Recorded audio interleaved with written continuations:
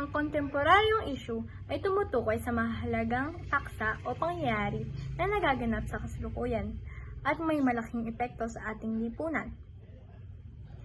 Ang mga ito ay ang mga isyung napapanahon. Issue ay maaaring magmula sa iba't ibang larangan tulad ng politika, ekonomiya, kalusugan, kapaligiran, teknolohiya, at karapatang pantao. Kasama dito ang mga isyung tulad ng pagbabago ng klima, pandemya, kahirapan, at diskriminasyon. Ang mga kontemporanyong issue ay mahalaga dahil kinakailangan itong tugunan upang magkaroon ng positibong pagbabago at pag-unlad sa lipunan. Karamihan sa mga ito ay mga issue na hindi nararanasan ng mga ninuno natin sa mga nakaraang panahon. At sa kasalukuyan lamang naging malaking usapin ang mga ito. Ilan sa halimbawa nito ay ang climate change, globalisasyon at mabilis na pag-usad ng teknolohiya. Ang anumang pangyayari, idea, opinyon at paksa kaugnay ng isang pangkasalukuyang usapin o sa uliranin na nakakaepekto sa mga tao ngayon ay maaaring ituring na kontemporaryong issue. Kasama rin sa kontemporaryong issue ang mga parental na problema sa lipunan. Ito yung mga issue nagmula noon at hanggang sa kasalukuyan na hindi pa nabibigyan ng karampatang solusyon. At nanatiling bahagi ng mga usapin ng modernong lipunan. Ang ilan naman sa mga kalimbawa naman nito ay kahirapan, korupsyon ng pamahalaan, diskriminasyon at paglabag sa karapatang pantao. Ang mga kontemporanyong issue ay mga sumusunod na katangian, kaugnayan sa kasalukuyan. Ang mga ito ay mga isyong napapanahon at mga direktang epekto sa ating buhay ngayon. Kahalagahan sa lipunan. Ang mga ito ay mga isyu na nakaapekto sa malaking bahagi ng lipunan at may potensyal na magdulot ng malalaking pagbabago. Komplikado at multifaceted, ang mga ito ay mga isyong hindi madaling masolusyonan at may iba't ibang panig o pananaw. Patuloy nagbabago, ang mga ito ay mga issue hindi static at patuloy nagbabago at umuunlad dahil sa mga bagong pangyayari o impormasyon. Mga kaugnayan sa kasaysayan, kahit na ang issue ay napapanahon, madalas na mayroon silang mga ugat sa nakaraan. Kinasasaktanan ng opinyon at pagtatalo. Karaniwang may magkakaibang pananaw o opinyon tungkol sa mga isyong ito, kaya't madalas magkaroon ng debate o talakayan sa lipunan hinggil dito. May mga iba't ibang kasanayan sa pag-aaral ng kontemporaryong issue. Maaari itong pag-aralan sa pamamagitan ng pagsuri ng ilang aspekto nito na gaya ng kahalagahan nito, bakit ito mahalaga, sino ang tumuturing na mahalaga, sino ang naapektuhan, sino ang nakikinabang, kailan, saan, paano, nagsimula. Mapagkakatiwalaan ba ang mga sanggunian na nagpahayag ng issue? Gumamit ba sila ng iba't ibang sangguniang tulad ng pangunahing sanggunian o primary sources? Perspektiba o pananaw, kailangan malaman kung paano nagkakaiba ang mga pananaw sa isyong. Mga pagkakaugnay, ang issue ba ay bahagi ng isa pang mas malawak na issue o suliranin? Bakit nananatili ang issue? Personal na damdamin. Ano ang pakiramdam tungkol sa issue matapos ang pagsusuri tungkol dito? Ano ang maaaring maging epekto nito? Ano ang nagaganap sa lokal, pabansa, at pandaigdig? Antas tungkol sa issue, ano ang pamatagalang epekto nito sa kapaligiran, pamantayan, pabansa, at mundo? Ano ang mga maaring gawin? Ano ang magagawa o dapat gawin tungkol sa issue? Sino ang dapat kumilos para tugunan ang issue? May mga sanggunian tayong pwede pagkunan ng impormasyon tulad ng pahayagan, magazine, radyo, internet, informal at formal na talakayan, saksi, dokumento at telebisyon. Sa pag-aaral ng contemporary issue, kailangan mga sanayan. Ito ay primary at sekundaryang sanggunian, katotohanan opinion, pagkiling or bias, hinuha, inference, paglalahad, generalization, at konklusyon. Napakahalaga na pag-aaral ng mga kontemporaryong issue. Nalilinong nito ang ating mga pansariling kakayahan at kasanayan sa pag-aaral at pag-iisip. Sa pag-aaral ng mga kontemporaryong issue, tayo, bilang mabuting mamamayan, ay nalilinang sa kaalaman sa sariling mga karapatan at tungkulin bilang mamamayan upang makalahok sa makabuluhang gawain para sa ikabubuti ng pamumuhay ng pamayanan, bansa at daigdig. Pangunawa at paggalang sa mga batas at alituntunin upang maitaguyod ang pagkakaisa, pag-unlad at pagkakaroon ng kapayapaan sa ating bansa at sa buong daigdig. Pangunawa sa iba't ibang aspekto ng mga suliranin at isyu ng lipunan, heograpiya, ekonomiya, kultura, pamahalaan at pansibiko, gamit ang mga kasanayang nalinang sa pag-aaral ng iba't ibang disiplina. Iba't ibang uri ng kalamidad na nararanasan natin sa bansa. Sa Pilipinas, maraming uri ng kalamidad ang nararanasan natin dahil sa mga geographical na lokasyon at topografiya. Narito ang ilan pangunahing kalamidad at ang kanilang mga epekto sa kapaligiran at pamumuhay ng tao. Bagyo. Ang Pilipinas ay madalas nakakaranas ng bagyo dahil sa lokasyon nito sa Pacific Typhoon Belt. Bawat taon, may tinatayang na 20 na bagyo ang pumapasok sa Philippine Area of Responsibility o PAR at ang ilan dito ay malakas na hangin at malalakas na ulan. Ano ang magiging epekto nito sa kapaligiran? Pagguho ng lupa, pagkasira ng pananim ng mga kagubatan, pagtaas ng water level sa ilog at lawa na maaaring magdulot ng pagbaha.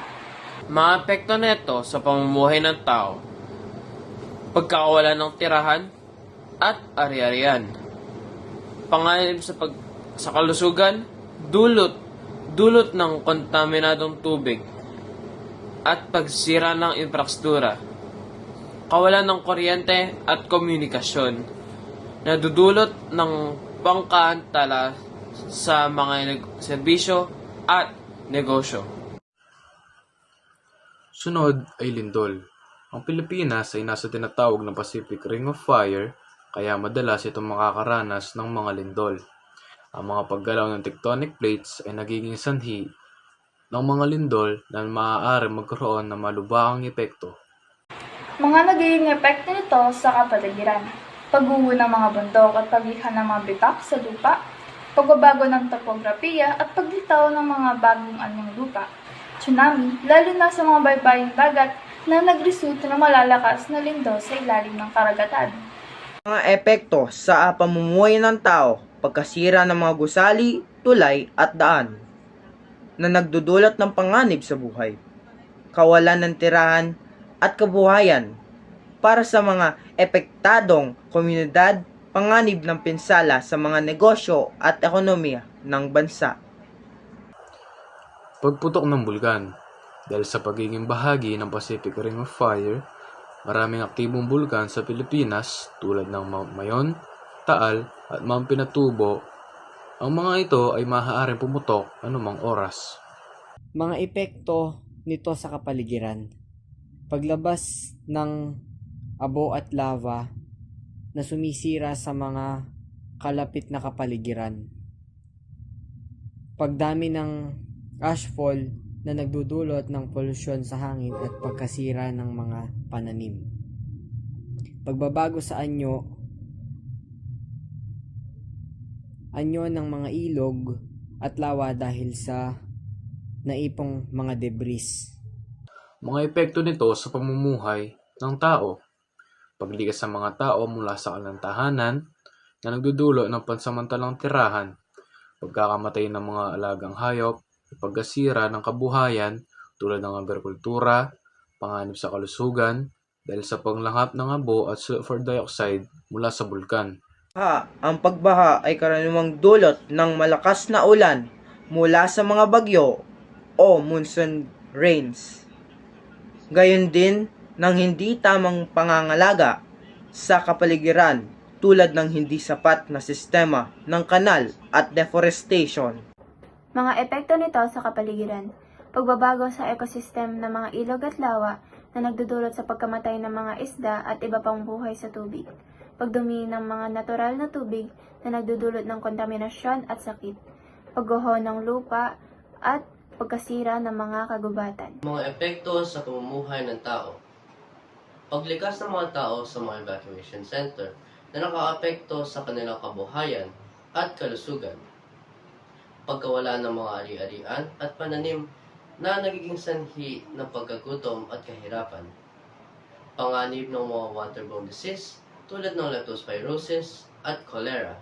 Sa kabuuan, ang mga kalamidad ay nararanasan natin ay nagdudulot ng malubhang epekto sa kalikasan.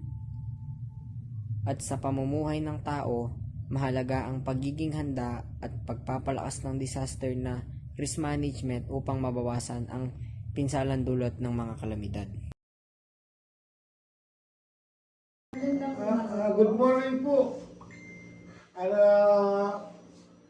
Ako po pala ay Michael Capuno, punong barangay na ning Barangay Maquiapo, Guapo pang munisipyo na ning Guaguo, probinsya na ning Pampanga. Ini po, dinatala po kayo na ng estudyante na ning St. Augustine para mautang patungkol kay karelang pamag-aral na karela. Huwag mo po at may payabak po kay katanungan. Thank you po. Ilang taon na po kayo? Ito to. Sige, ito to. 54 years old. Ilang taon na po kayo sa servisyo? Isang taon pa lang po. Okay. Thank you po. Ano po ang inyong mga buong pangalan? Ako si Kagawad Adelaida Aguas. Kagawad dito sa Maquiapo, Gogo, Pampanga. At ako yung sa VAUSI, Violence Against Women and Children. Naglingkod ako magbuhat pa noong 2010. Dito sa Gatio, sa kasalukuyan. Ano po ang inyong buong pangalan? Ako si Albert Serrano, 53 years old, chairman ng agriculture. Nakaresidente ako sa Purok 1. Since 2018 at present, ako nanunungkulan sa ngayon. Ako naman si Alvin Lintan Santiago, bagong na agawad, first seat. Naka chairmanship sa education and sports. Ayun na.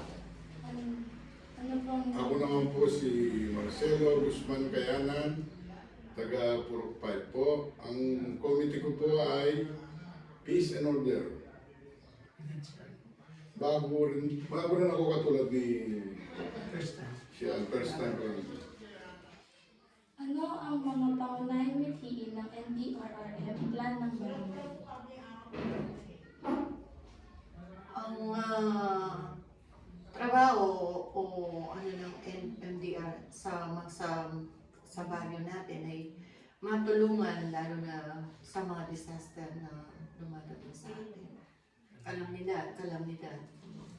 Kamukha ngayon na may bagyo, sila ang rescuer natin. Dagdag ko lang doon, pagka may isa ko ng ganito, lahat kami ng mga konsyal at kapital, kumpleto kami naka-alert kami dito sa barangay natin. Para in case na may emergency, agad ang responded. Tapos, i-ano ko rin, minsan pag halimbawa mayroon ka na pinagaganda, lalo na pag malakas yung ulan, kaming mga konsyal dito, full force kami nagmumonitor kami, monitoring, kung saan nasasalan tayo halimbawa sa akin, sa agriculture ako, tinitingnan namin yung mga hortelano, tinitingnan namin yung palayan, kung nasira, tapos i-report namin sa aming technician. At At sa ngayon, bibigyan namin sila ng certification para maipasa namin sa insurance. Kasi yung mga palay dito, katulad ko, agriculture, man agriculture, ayan, hanggat maaari ang ginagawa namin sa mga magsasaka, ini-insure namin. Ganun yun. I think that's it. Ano-ano ang mga nais maabot ng barangay na makakatulong sa sakatuparan ng mithiin ng DRRM plan? Kahit MDRF, yung kahit disaster reduction. Hindi, yung sa barangay, ang pwede niya siguro yung pamimigay ng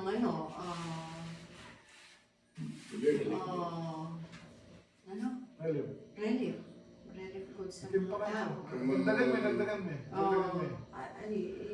Pagmamonitor ng mga... Monitor mga din sa flood. Mag-monitor sa flood. Ano ang huling hamong pangkapaligiran na naranasan ng barangay? Ito, yung flood. Yung flood. Tulad sa Purpur, ilang araw nakalupok yun. Dahil umabo yung irrigation. Yung mga natanggal na puno na tinamaan yung mga kuryente, kaagad nakareport sa Facebook. Flood monitoring. Pwede po bang pakisalaysay ang karanasan ng barangay habang humaharap sa hamon ng kapaligiran? Salaysay lang. Bahagi po. Briefyan mo na eh. Ang ginagawa ng barangay, minsan pag may nabutas na irrigation, na-exceed ng tubig, nagsasandbagging. Pagkatapos yung kanal, tinatanggal yung barado para yung pagdaloy ng tubig tuloy-tuloy. Kalimitan lang naman sa problema sa barangay, dito sa baryo namin, yung baha. Gawa ng yung daan, hindi pa talagang natapos. Kaya yun ang nangyayari ngayon na kinakaharap namin na nagsasandbagging kung mayroong tapos nakikipag-coordinate sa karating naming barangay dahil yung kanilang tubig sa barangay namin pumapasok. So hindi naman namin pwedeng isara yung boundary papasok sa mga bahay. Kaya ginagawa lang namin yun. Nilinis yung mga kanal, binuksan ng exit na dating nakasara, binuhayan namin. Tapos yung mga na lumalabas sa irrigation na nilalagyan namin ng sandbox, sinasarado namin para hindi pumasok sa daan. Okay? Ano-ano ang mga proyekto na isagawa na ng barangay kapag may mga dumarating na iba't ibang uri ng kalamidad sa kanilang lugar? Masasabi ba nila ito ay naging epekto? Gaya ng halimbawa, bago kasi dumating yung tagulan, ang ginagawa namin, nagdidiklarin kami ng kanal. Tapos pangalawa, tulad na yung mga alaman, diba, ang nangyayari yan, ang ginagawa namin, nagtitrim kami. Para pag dumating yung halimbawa, pagdating na yung tagulan, ang gagawin natin, nakaredy tayo. Yun yung ginagawa namin. Mga ilaw. Mga street lights. Street light na sira, ginagawa. Para nakahanda tayo. Yung tanong mahaba, ginag-grass gutter nila para hindi. Ganun yung ginagawa namin. Ang barangay ba ay may mga evacuation center na pinupuntahan ng mga tao kung kailangan nilang lumikas sa kanilang tahanan? Saan ito matatagpuan? Kasi dito sa ating barangay, related lang dito sa barangay. Dito sa ating barangay, hindi naman tayo ganong lumulubog na katulad ng ibang kalapit nating barangay. Tulad sa Guagua, sa mga Betis. Dito kasi, pag umulan dito, hanggang hanggang 1 feet. Ganun yun. Kasi pagkatapos ng ulan, lagi naman yan. Naalis na yung tubig. Wala na. Ngayon, kung halimbawa, merong nag-request dito sa mga ibang lugar, ang pwede natin evacuation dito, yung covered court natin. depende rin sa mga eskwela. Dapat makipag-ugnayan tayo sa mga Sa principal. sa principal. Tapos yung principal, makikipag-ano sa DepEd. DSWD. Maglahat ng mga naging tugon na dapat gawin ng mga mamamayan habang nararanasan ang anumang kalamidad. Ang Please say, Tim, ang pwedeng magagawa ng ating kabarangay, ang gagawin natin, dapat palagi tayong alerto. Iba, hindi natin alam kung anong nangyayari sa atin. Dapat palaging alerto tayo.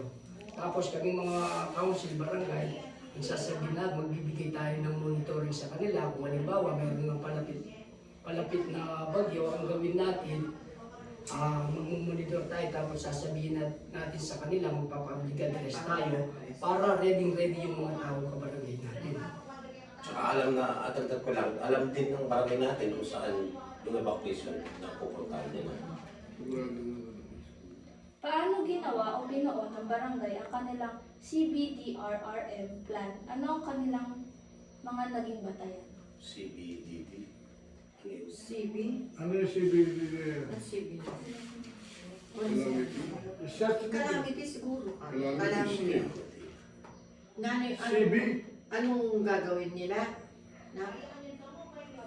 Siguro yun. Paano ginawa? Magkahilang... Kumbaga siguro yung ibig sabihin niya, kung halimbawa, yung sinasabi ko, yung ganyan, yung CB, Dito kasi sa barangay, hindi CB ang tawag dyan. Ang tawag na dito, barangay RRMD, Risk Reduction Management. Hindi siya. Yun nga, meron tayong nakalaang budget dyan. In case of calamity. May calamity, Meron tayong nakalaang budget na calamity na allocated budget dyan. Katulad ngayon, nagkaroon ng bagyo. So, kalahati ng budget na nakatalaga dyan sa ngayon, sa barangay risk reduction, ilalabas namin para mag-repack ng bigat, tapos pero hindi naman lahat mabibigyan gawa ng limited lang yung ating budget na allocated doon. Hindi naman natin pwedeng ubusin lahat yun sa darating na hindi natin alam, baka may darating pang calamity na wala tayong ugutin. Hindi naman tayo pwedeng gumamit ng ibang budget sa hindi naman naka-allocate sa So yun, kalahati na lalabas namin, natasan na namin ng para makapag-repack ng rice at Ano-ano ang mga pamamaraan na kanilang ginamit sa pagharap ng mga suliraning pangkapaligiran sa kanilang komunidad?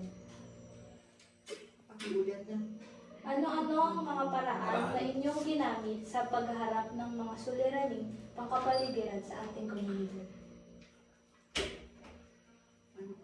Sino kami o Kapaligiran. Siyempre, yung safety equipment na gagamitin natin na pagharap sa sakuna. Sakuna, kung may madidisgrasya, may ambulansya tayo. Mayroon tayong mga person na ambulansya. Bilang Pilipino, bakit mahalagas na lagi tayong maging handa at maalam sa mga nangyayaring kalamidad sa ating komunidad? Dapat tayong maging handa. Para makapag-prepare tayo. Safety tayo. Bilang Pilipino, obligasyon ng taga-barangay na pinuntahan mo na paglingkuran yung kabarangay nila. Dapat palaging handa bago magkaroon ng disgrasya. Dapat nakahanda.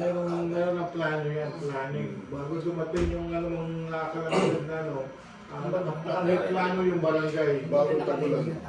May plano yung barangay.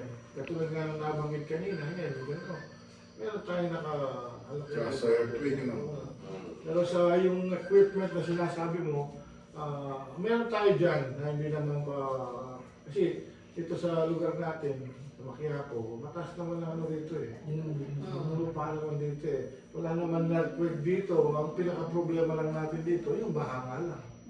Yun na. Wala namang ibang kalamidad na Yung earthquake. Ayun, ano yun, sa... Malapit sa sabihin Portland. na, wala pa namang naging in the past years na nangyari. Yung nagkaroon man ng earthquake, wala namang nangyari sa barangay natin. Kasi mapangadila lang Maquiapo eh. Ito yung nangyari. Ito may maging, ilang nagiging problema na talaga yung pagbaha. Maliban sa pagbaha, wala pa tayong na-encounter simula noon na ibang kalamidad, maliban dyan. O, yun lamang po. Maraming salamat.